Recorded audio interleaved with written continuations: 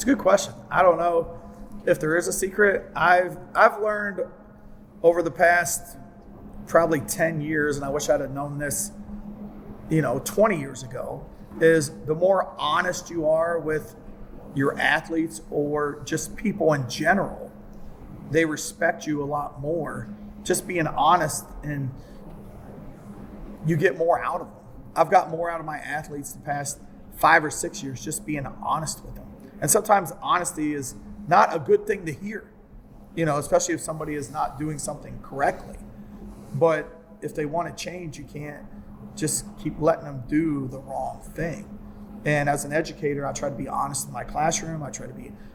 Some parents don't like to talk to me because they don't want they know they're going to get the truth. I'm going to be honest with them, good or bad. I'm going to be honest with them. And I've had parents come up to me and be like, why isn't my son playing? I'm like, you really don't want me to answer that? Yes, I do. And I tell them. Then they don't like me. But I try to warn them. But, I believe in honesty. I believe, in loyalty. We treat our kids well. If, like I touched on earlier, if the kid can't afford something, we make sure they have it. And they respect that.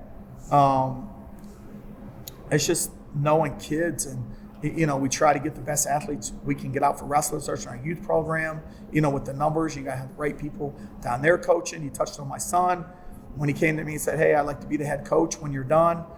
I said, "Well, you have to coach the youth program first. I'm not stepping down to you coach and take over our youth program, because those are your future wrestlers, and you have to earn their respect and before you can be a head coach, because you have to funnel kids up through." That's why we coach junior high football, because if you coach junior high football, you can get some of those kids who aren't playing basketball, or they only keep 12 kids on the basketball team. We have 14 wrestlers, all different weights.